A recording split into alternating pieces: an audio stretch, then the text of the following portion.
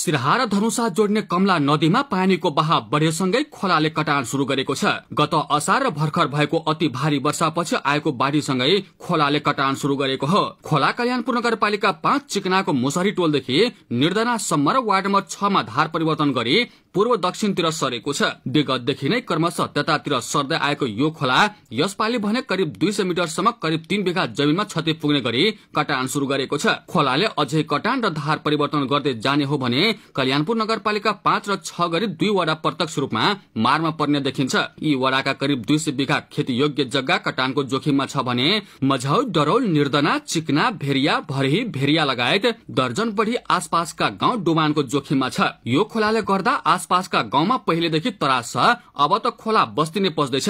जग्गा कटान त शुरू भइसक्यो। स्थानीय कल्याणपुर नगरपालिका 5 का वीरेन्द्र यादवले चिन्ता व्यक्त गर्दै सुनाए, यसमाथि तीनै तहका सरकारको नजर पुग्नु पर्छ, नभए सबै बर्बाद हुन्छ, नागरिक उठिवास हुन्छ।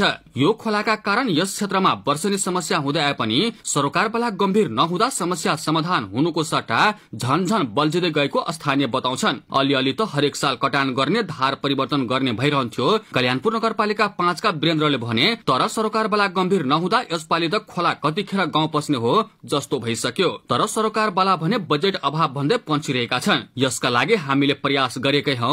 जलस्रोत तथा सिंचाई विकास डिभिजन कार्यालय सिराहाका प्राविधिक रामेकबाल शाह भन्छन्, तर हामीसँग स्रोतको सीमितता हुन्छ, स्थानीय तहसँग समन्वय भइरहेको छ। यता कल्याणपुर नगरपालिकाका प्रमुख प्रशासकीय अधिकृत जय प्रसाद दासले दीर्घकालीन समाधानका लागि खोलालाई पहिलाकै बाटोमा फर्काउन आवश्यक रहेको र यसका लागि पहल भइरहेको बताएका छन्। यो खोलामा सामान्य काम गरेर हुँदैन, खोलालाई पहिलाकै बाटोमा फर्काउनु पर्छ।